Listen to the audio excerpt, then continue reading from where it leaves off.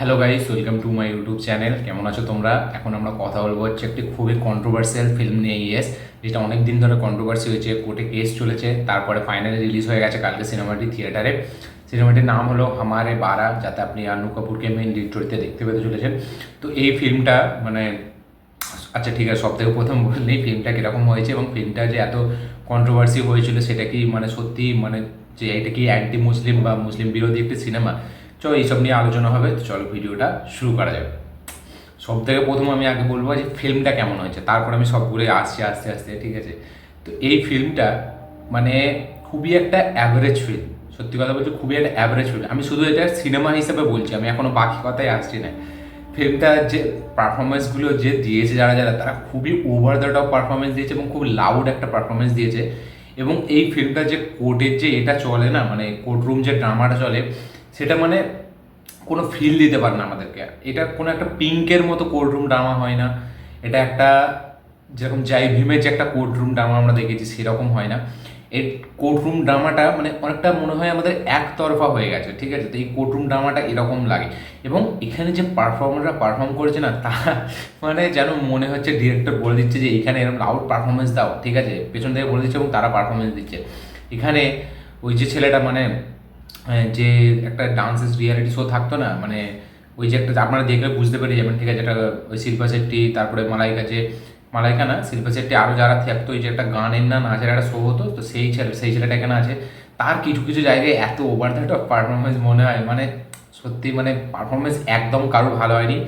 এখানে আনু কাপুর, ঠিক আছে, সে মানে একটা মুসলিম ক্যারেক্টার প্লে করছে এবং সে এতটা লাউড যে যে কেউ দেখে ধরে ফেলবে যে মানে এটা এটা ইচ্ছা করে করা হচ্ছে। মানে পারফরমেন্সটা এরকম মনে হয়, যে পারফরমেন্সটা কোথাও কনভিন্সিং মনে হয় না, ঠিক আছে? বা কোথাও সেই একটা মানে যে একটা পারফরমেন্স দিচ্ছে বা এটা অ্যাক্টিং করছে সেরকম মানে মনে হয়, ন্যাচারাল মনে হয় না। খুবই ওভার দ্য টপ পারফরমেন্স, স্ক্রিনে দেখলে আমরা বুঝতে পেরে যাই। এবার যেখানে এখানে যে মেয়েগুলো যে পারফরমেন্স দিয়েছে তাদেরও পারফরমেন্স কিছু কিছু জায়গায় প্রচুর হাসি লাগে। এই সিনেমার পারফরমেন্স তো খুব খারাপ, ঠিক আছে? এবার সিনেমার গল্পটায় যদি আসি আমি, ঠিক আছে, সিনেমাটি এক্সিকিউশন ওয়াইজ কিন্তু খুবই মানে ভালো নয়। সিনেমাটি খুবই একটা মানে কি বলবো, একটা অ্যাভারেজ অ্যাভারেজ সিনেমা মনে হয় এবং ওয়ান টাইম ওয়াচ ডিসেন্ট একটা সিনেমা। এবার আসি আমি যদি গল্পটায়, যেটা নিয়ে এত কন্ট্রোভার্সি হয়েছে, এত কিছু কেস চলেছে সুপ্রিম কোর্টে, ঠিক আছে, তারপরে ফাইনালি সিনেমাটা রিলিজ হলো। তো এটা কি সত্যি মুসলিম বিরোধী একটি সিনেমা? এই সিনেমার যে ডিরেক্টর, সে না খুব স্মার্টভাবে সিনেমাটিকে ডিজাইন করেছে। কারণ একটা কথা বলি আমি, এই সিনেমার যে মেন মুদ্রাটা, একদম যে মেন গল্পটা আমি যদি বলি এক লাইনে একদম সোজা, সেটা হচ্ছে এই যে ছেলে মেয়ে নেওয়া।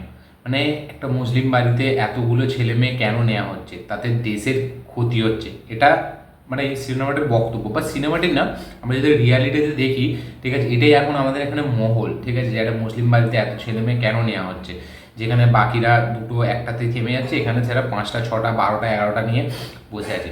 তো এই সিনেমার যে ডিরেক্টর যে লাইনটা বলতে চেয়েছে এক কথায়, সেটা হলো এইটা, এই যে এত ছেলে মেয়ে এটা নেওয়া যাবে না, এটা একটা হচ্ছে ডিরেক্টরের মানে আনডাইরেক্টলি বলার কথা, সেইভাবেই সে ডিজাইন করেছে। এবার সেটা সে তার রায়, ঠিক আছে, যেহেতু সিনেমার মাধ্যমে অনেক কিছু বলা যায় সেটা বলতেই পারে, সেটা আরও অনেক ডিরেক্টর আছে, তারাও তাদের মাধ্যমে সোশ্যাল মেসেজটাকে এরাও যদি মনে করে যে এটা সোশ্যাল মেসেজ একটা, ঠিক আছে, সে দেখে যেটা সবার রাইটস আছে তার কথা রাখা। আমরা যখন টুইটারে ফেসবুকে অনেক কিছু লিখে দিই, সে সেটা সিনেমার মাধ্যম দিয়ে বলেছে, ঠিক আছে, কোনো ব্যাপার নয়, সেটা তার অধিকার, তার রাইটস আছে, এটা আমি পুরো তাকে সমর্থন করি, সে এটা ঠিক করেছে। এবার সে বলার মানে সে যেভাবে প্রেজেন্ট করছে সিনেমাটিকে, সেইখানে আমার প্রবলেম আছে। মানে এটা একটা প্রোপাগান্ডা ফিল্ম, আমি সত্যি বলতে পারি এটা একটা প্রোপাগান্ডা ফিল্ম এবং এটা কিন্তু সত্যি মানে অ্যান্টি মুসলিম একটা ফিল্ম। কারণ আমি তাও বলছি কেন, কারণ এর কারণ হচ্ছে অনেকগুলো। এখানে যে মুদ্রাটাকে সে দেখাচ্ছে সেটা এমনভাবে দেখাচ্ছে যে, আমি গল্পটা বলি এবারে, যে আনু কাপুর, ঠিক আছে, তার যে অলরেডি মানে টোটাল 11টা ছেলে মেয়ে আছে। তার প্রথম বউ থেকে একটা ছেলে 5টা ছেলে মেয়ে আছে, ঠিক আছে, মানে যেটা মরে গেছে একটা লাস্ট, মানে মেয়েটাকে জন্ম দিতে গিয়ে সে মারা গেছে প্রথম বউটা। এবার সে একটা ইয়াং মেয়েকে বিয়ে করছে যার 35 বছর বয়স এবং সেখানে আনু কাপুরের বয়স 60 বছর। তাকে বিয়ে করছে এবং তার থেকে অলরেডি 5টা ছেলে আছে এবং সে লাস্ট মুহূর্তে সে প্রেগনেন্ট হচ্ছে তার বউটা এবং সেখান থেকে সে ছেলে এক্সপেক্ট করছে, ছেলে বা মেয়ে যাই হোক। এবার ডাক্তার বলছে যে এই মানে মেয়েটাকে যদি জন্ম দেওয়া হয়, মেয়ে বা ছেলে বাচ্চাটাকে যদি জন্ম দেওয়া হয়, তাহলে আপনার মানে স্ত্রীর ক্ষতি হতে পারে, সে মারা যেতে পারে। এবার এখানে একটা মেয়ে আছে তার, ঠিক আছে, যে তার মাকে প্রচুর ভালোবাসে, মানে তার অন্য মায়ের মেয়ে এটা, ঠিক আছে, কিন্তু তাও সেই মেয়ে মাটাকে খুব ভালোবাসে নিজের মতো। সে চাইছে যে না মায়ের না ক্ষতি হয়, তাই জন্য এই বাচ্চাটাকে অ্যাবর্শন করাতে। তো এই হলো গল্প। এই যে মেয়েটা মানে আনু কাপুরের যে একটা মেয়ে আছে, সে চাইছে তার মায়ের না কিছু ক্ষতি হয়, ঠিক আছে, তাই জন্য সে বাচ্চাটাকে অ্যাবর্শন করে ফেলে দিতে চাইছে।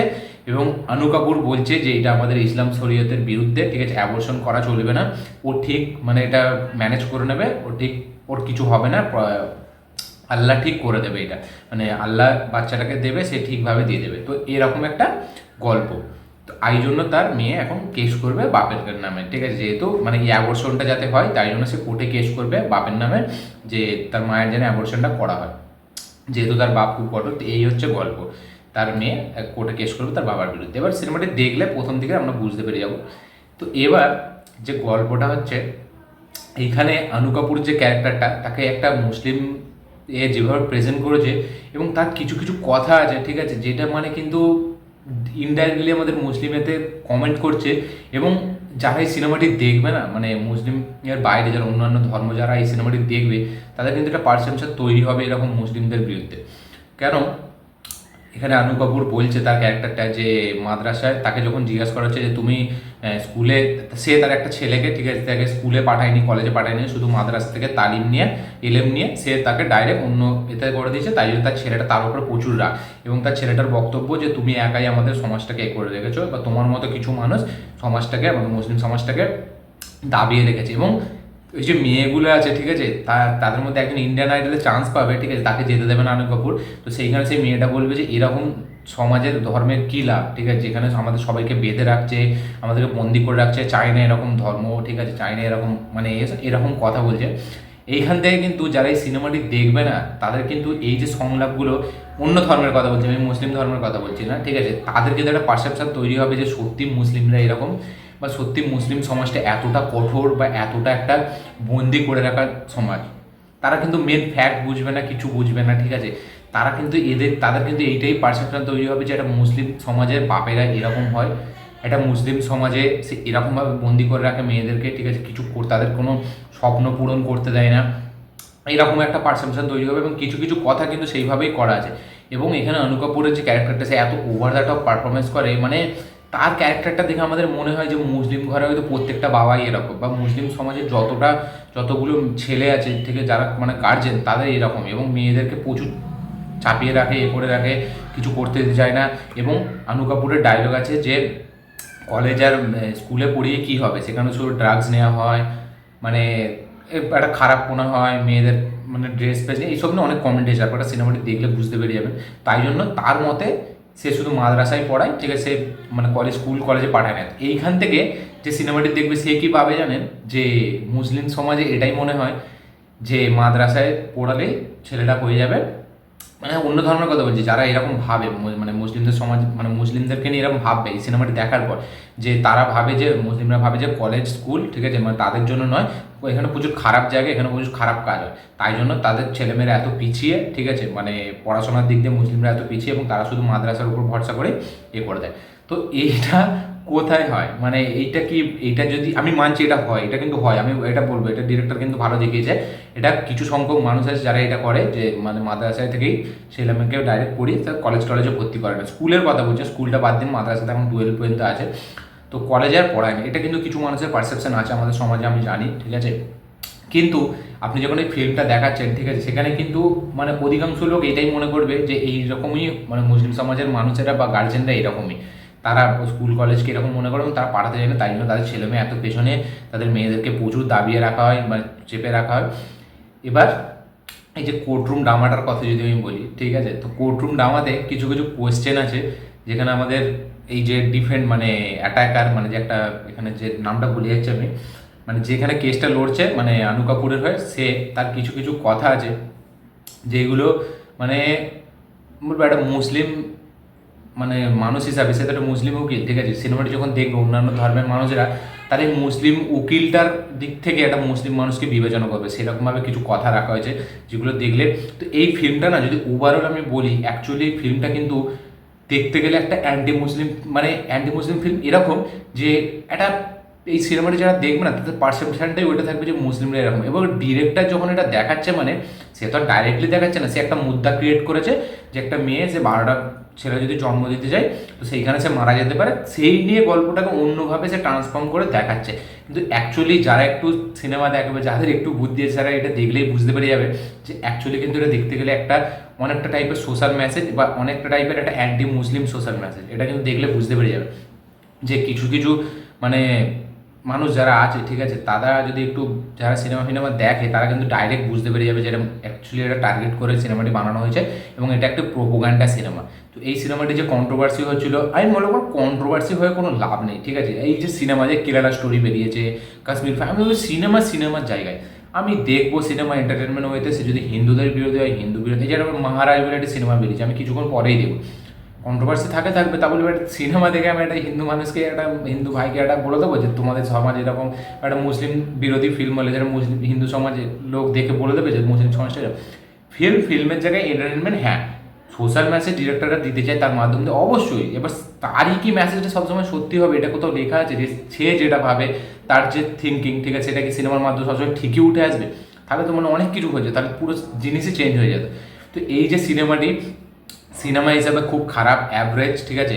এই সিনেমার যে সোশ্যাল মেসেজটা দিতে চাইছে মানে ইনডাইরেক্টলি যে একটা মেয়ের এতগুলো বাচ্চা নেওয়া তার ঠিক না, ঠিক আছে, যেরকমভাবে দেখিয়েছে, তো সেইটা আমি মনে করবো সেটা একটা মানুষের ব্যক্তিগত ব্যাপার, সেটা মুসলিম সমাজকে যে কোনো সমাজে হতে পারে, এটা একটা ব্যক্তিগত ব্যাপার যে সে এবং এই সিনেমাটা কিন্তু লাস্টে সেটাই দেখিয়েছে যে কোর্টের যে জাজ যে বলছে, সে বলছে এটা তোমার মত, তুমি যদি নিতে চাও তাহলে হ্যাঁ বলো, যদি পরে তোমার মনে হয় যে না এটা, তখন তুমি অ্যাবর্শন করতে পারো। অ্যাকচুয়ালি এটা কিন্তু ঠিক দেখিয়েছে যে ডিরেক্টর লাস্ট পর্যন্ত জানি, কারণ দেখাতে তো হবে না, তো এটা একটা কন্ট্রোভার্সিয়াল সিনেমা হয়ে রয়ে যাবে।